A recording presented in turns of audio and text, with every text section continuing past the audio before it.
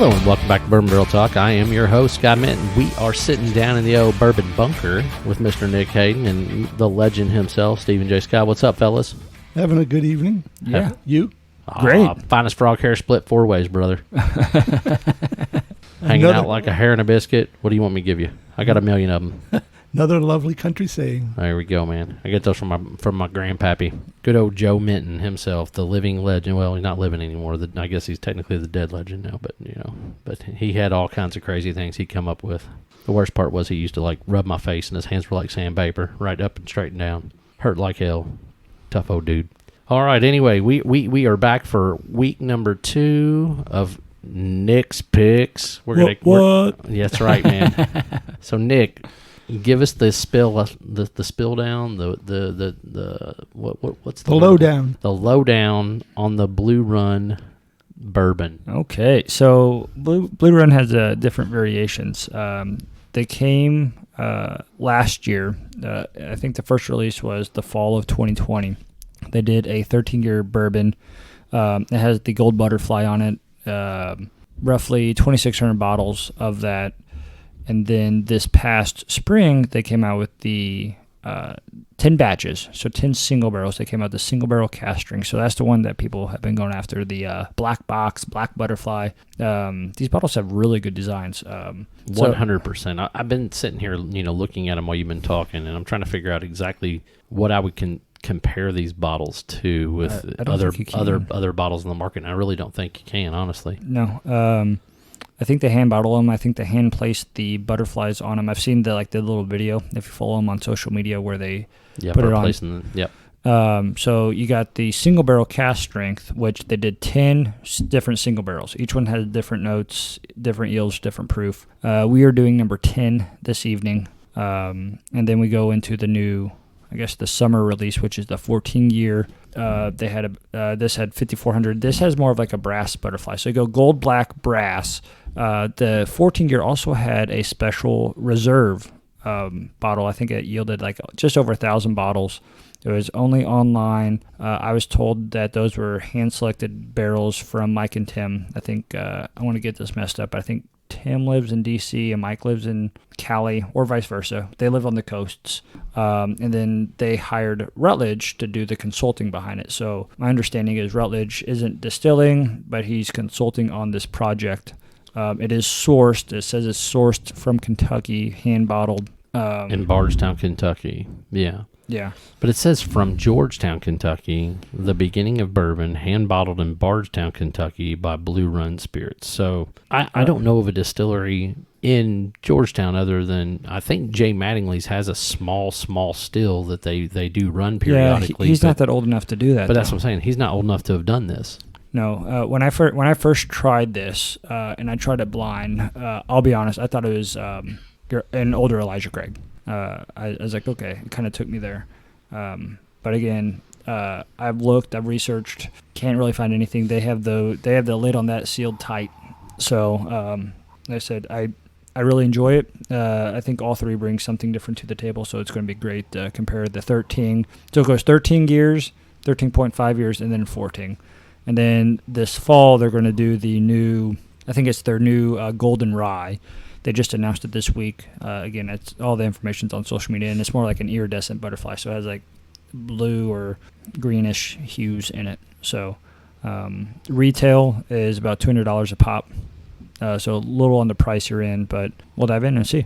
Absolutely. So let's dive in on this 13-year. The nose is super unique. It's just I do get where you're saying that Elijah Craig, Heaven Hill kind of product. It actually comes off more of like a Parker's, like some of the Parkers that I've tried, like as far as the nose goes. Yes. Now, I've not tried it yet because I haven't taken a sip, but I definitely get what you're talking about. I've not had any of the Parkers, but I'd certainly get Elijah Craig off of this.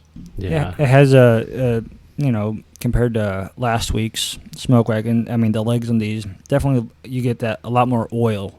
And I think that comes with the age. Is that viscosity, Nick? Viscosity, yeah. I mean, the legs. I like saying legs. It's fun. It does have a richer color. I think it has a nice, rich amber color. Not super light. So, wow, this drink's at 113 for sure. But it actually made me drink a little hotter. I don't know what your thought process is, but it's definitely it's a hot pour. I mean, Yeah. the nose is really good. It's got a great nose, but it's very alcohol-y, very front and forward palate. Yeah, and I don't know the mash bill, but I definitely get some like these earthy undertones. Yeah, it's a lot of earthy stuff. Like you can tell that rye pop, and then you get a little bit of like leather, some like almost like grass. And I hate to say it like grass, but it just, like you said, earthy. It just kind of, it's got some weird undertones, like some clovey type stuff and things to that nature. I don't get the hot part so much. I mean, it's got a nice rye finish, but I don't find it to be hot. You didn't find it hot in the mid palate, like just kind of like it's almost like it popped right up in the middle of your mouth and just kind of dove in on it. But I don't know. Maybe I might have just got a little bit of shock because we have been drinking a lot of water there. I don't know. Everyone's palate is different. Let me revisit this bad boy.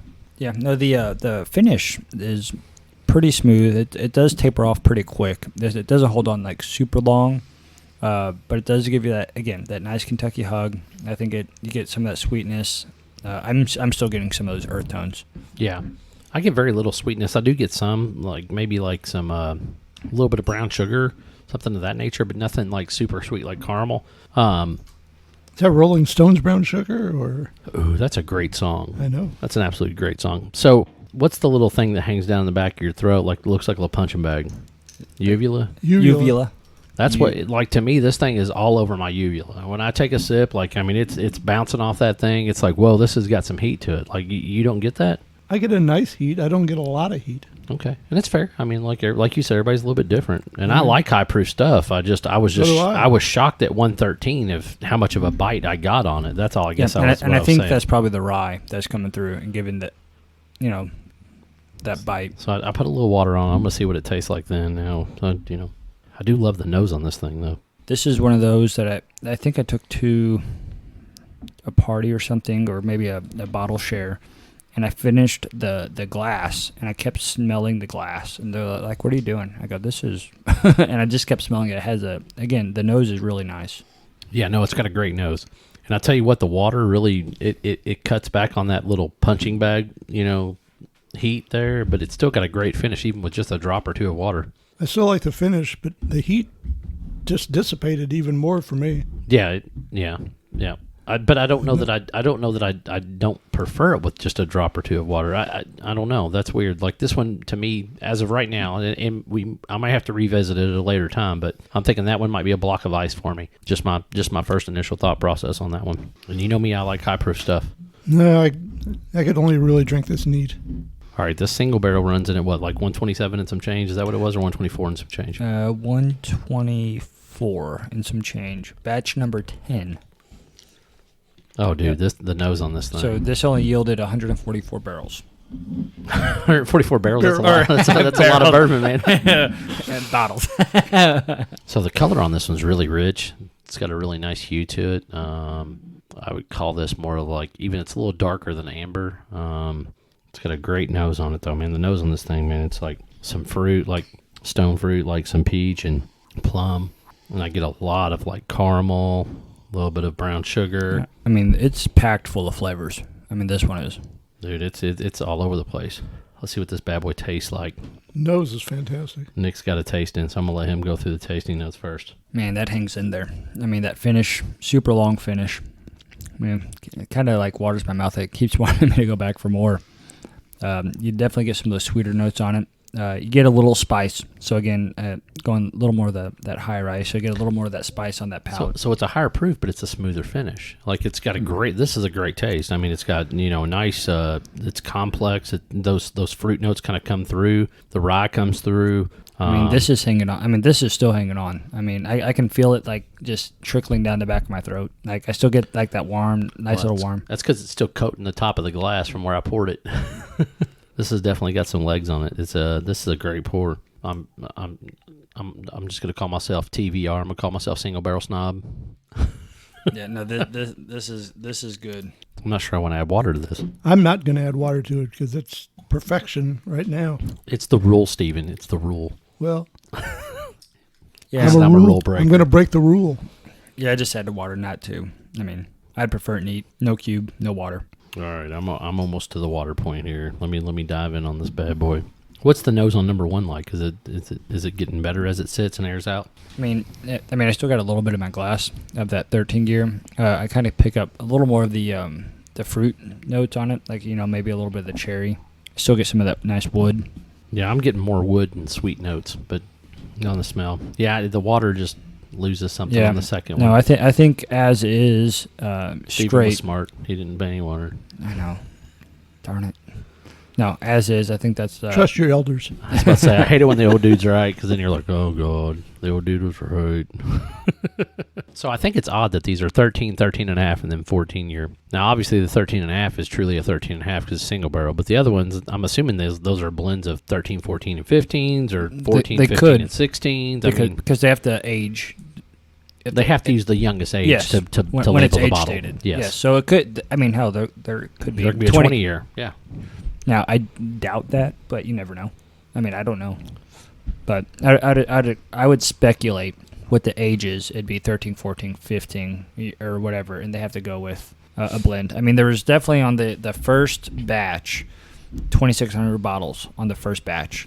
We jump up to $5,400 or 5,400 bottles on the fall 14-year batch, but they also had a 1,000-barrel reserve batch. So you're looking at close to 6,400 bottles on the second run with the 10 single barrels in between. That's a crazy amount of bottles. How many? If you look at how many barrels is it? So if you look at it with the single barrel, so you got 10 single barrels, and then each, I think the highest yield was, I almost want to say like 160 something. It may have been 170, and the lowest yield I think was like 120, which was number 7. Number 7 I think was the lowest So say yield. 140 is the middle number, right? Yeah, I think 140 is a fair average. So you're still looking at like I'm going to bring out the 1,200 calculator. 1,400 barrels. Yeah. Well, no, like 1,300 bottles. Like if you If got that's if you not got bottles. 144 Bottles. times 10 single barrels. It's roughly 39 barrels in Yeah. that small batch. That's not. It is a small batch, but it's still that's a lot of bourbon. 38, 39 barrels. It's a hell of a lot of bourbon. So, all right, let's dive into this 14-year. Stephen, what do you think, man? Have you got a nose on this bad boy? Have you hit it? Have you drank it? I have not consumed it. All right, but you've got a nose on it. What do you think about on the nose? I don't like the nose as much as I did on the Single barrel or single barrel. Okay. Oh, Nick, hit the mic. I got excited. It's a softer, more reserved nose. Absolutely, I 100% agree with you. It's definitely it's got a je ne sais quoi about it. It's definitely a little bit more like fruity, soft, delicate nose. I get a lot more fruit on the so the 13 and the 14 are 56.5%. I get a lot more fruit and sweet notes on the 14 than the 13. The 13 I got a lot more of the wood notes. Again, those earthy tones and the wood notes. Yeah, this one's definitely a lot more fruit. It's got a little bit of that rye smell though, like some floral notes. Yeah, to me, I don't get that rye pop like I did the first two. Like it falls off. Like I don't know. It's I can tell there could be a little rye in there. Obviously there is, but it's not as much. I don't think it's as much as the other. Like it just the spice just doesn't come through on my palate. Like No, not at all. It's very different from the other two. The more I drink of this, though, I think I agree with you. I bet this is Heaven Hill. of some sort. I don't know again, what. I can only speculate. But No, I understand that. When I first tried it though, I had someone pour it to me blind, and it was I think it was the 13, and I immediately said, I think my top guesses were an Elijah Craig, like 12 year. I go, is this an Elijah Craig store pick? And they go, no. I go, okay. I go, is this a variation of the William Heaven Hill or Parker's? They go, no. I just like, then at that point I was lost. Right. So it's like, it's just Elijah Craig barrel proof, thinking like the higher proof, I get more of the notes, Yeah. and maybe I just got the age wrong. So the reason I agree with you is the nose and part of the taste, right? But also, I know Willett sourced a little bit of stuff from Heaven Hill at one point, and it reminds me of some of those older Willets that I tried. So that's the main reason why I agree with you. Yeah, and I know there's rumors, with Rutledge and maybe using some of the old Cream of Kentucky barrels or, connections with Four Roses. There's always going to be that. We know it's in Kentucky. That's the thing. It's in Kentucky. So I could see this being some Four Roses too, though. And Four but it would Roses have to be one of the Bs, not the OEs. Yeah. And that would just be my Again, my, with some of the tones and stuff like that. Like Yep. I said, if you have a specific recipe, but I've never seen a Four Roses. I've only seen I think 2 Four Roses, and one was like 2 years ago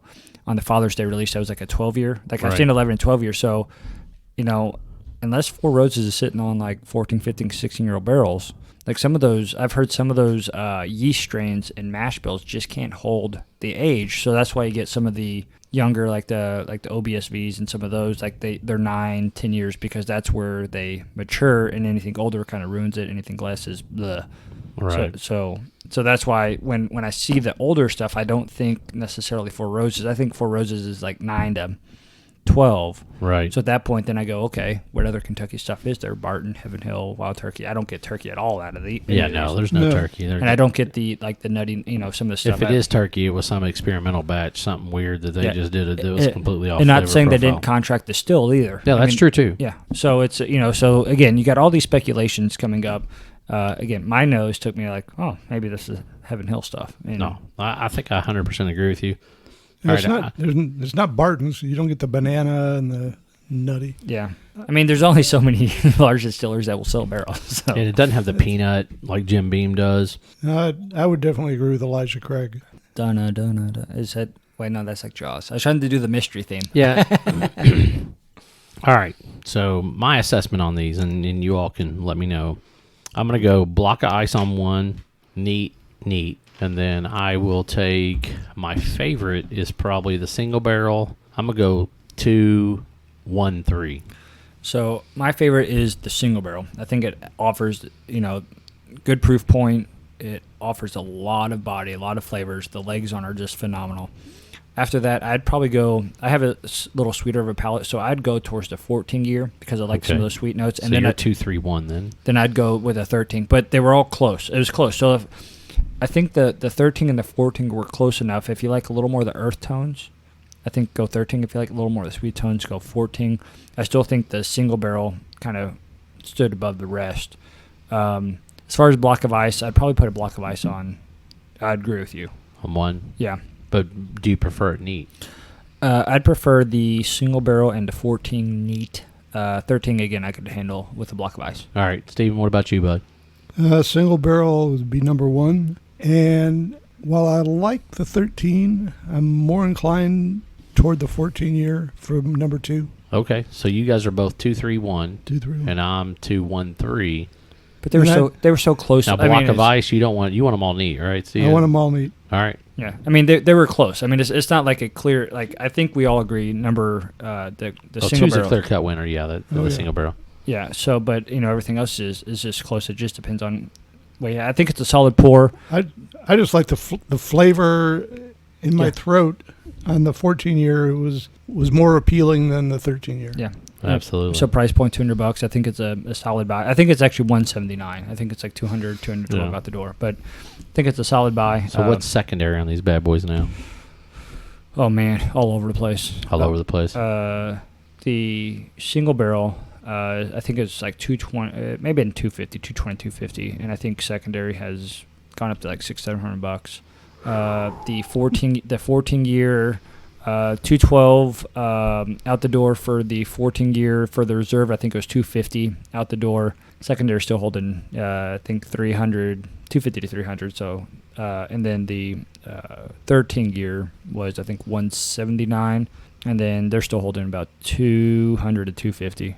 Gotcha. All right. On the secondary market. Now Not that's saying it's terrible. not. Yeah, so it's not terrible, and that's not concrete. Sometimes you can find a little less. Maybe it's a little more. That's just what I'm observing. So I'm obviously not the only single barrel snob out there. If the single barrel's going for 600. Yeah. Who isn't a single barrel snob? There's probably quite a few people out there. Some people don't prefer barrel strength. I mean, some people just don't. Yeah. They like their 90, 100 proofers, and they're completely content with that. And me, I like the hotter stuff. And then I like things to be a little off flavor profile. I don't always need Old Forester to taste like Old Forester. Nothing wrong with Old Forester itself. I love Old Forester. It's one of my favorite pours of all time. But like if I get a single barrel, like whenever I get the Kentucky Hug, or I get the creme brulee, or if I get the grilled pineapple, some of those MTS selections, or even some of the store pick stuff, right? they're absolutely delicious, and they're just enough off flavor profile. You don't get that heavy banana, you don't get that, but you get something special that goes with them. Like, I mean, when you think of banana, you think of a very specific flavor profile, especially if, Woodford, some of your Old Foresters, some of your Jack Daniels, things to that nature. But when you get one that's like literally the grilled pineapple tastes like grilled pineapple to me. I mean, it does. It's got heavy caramel creme brulee. It's got that nice citrusy note that pineapple rolls off, and it's just a different flavor. I mean, and I just like that. I like things to be slightly off flavor profile.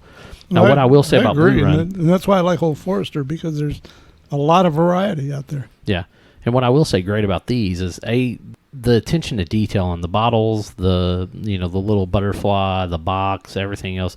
Like Blue Run, they did it up top notch on these. Yeah, no, and same thing with like Foregate. The amount of effort that goes into the hand labeling, the hand placing of the butterflies, just something different. Like, this is a recognizable bottle. I haven't seen another bottle like this on the shelf, or I can't recall another bottle like this on the shelf. So, I mean, it's a newer brand. Okay, so you're really setting yourself. Again, the golden rye, I had a sample of it last week, and I think it's really good. I think it's probably hitting the market probably in the next month. I saw the video doing the butterflies. So I think that price point's $150 or something like that. Golden rye, I think it's a kind of like a small batch blend. Have you seen whether it's MGP or not? I have not. I could probably look on the bottle. I'm sure there's pictures out there. But again, I think they're doing great things. It's one of those. It's everyone that sees it, always asks, like, hey, it's like, you have some open bottles. What do you think of this? Because they don't know, because it is newer. It doesn't have the prestige like some of the other brands. Now, I think they're up and coming, and I think they're doing good things. Again, the attention, the detail, the flavor notes, I think they've knocked out of the park, and it's really shown with the demand. I mean, the single barrel, I'm not going to lie, it took me, because they released 1 or 2 barrels every Monday at 3 o'clock. And I think, so they did 2 barrels, so it was like over 5 weeks. And I was only able to get 1. And I was on the fly, like refresh, input credit card, the whole shebang. And I was only able to get 1. And I know some people got a couple more. But I mean, it would sell out in less than a minute. I mean, there's times where it sold out in less than like 30 seconds. And that's because the servers had, I think it was like 8,000 to 10,000 people on the servers at one time just to get these bottles. Yeah, only being 140, 160 bottles, that's quick. Yeah, that's quick. And it goes quick, and people, were speculating bots. I mean, and there's probably some bots out there, but I mean, there's just that demand right now for these. I don't even think you can find the 14 on the shelf. Like, when you see them released, like, people like, hey, they'd immediately go get them. Right. So I do encourage you to crack them, enjoy them. I think it's a solid pour. Absolutely. Thanks for sharing, man. I greatly appreciate that. Yes. Yeah. Thank you very much. All right, Bourbon Barrel Talk. If you want to find us on our Instagram page, Twitter, Facebook, all that good stuff. You can also YouTube. Yeah, we don't do any videos. We're doing audio, but if you don't like using, Apple Podcast or Spotify or Amazon, you can listen to us on YouTube. Everybody's got accessibility to YouTube. If you want to send us a question, email us at bourbonbarreltalk@gmail.com. Don't forget to hit the subscribe button. This is Scott, the legend, and Nick signing off. Peace out.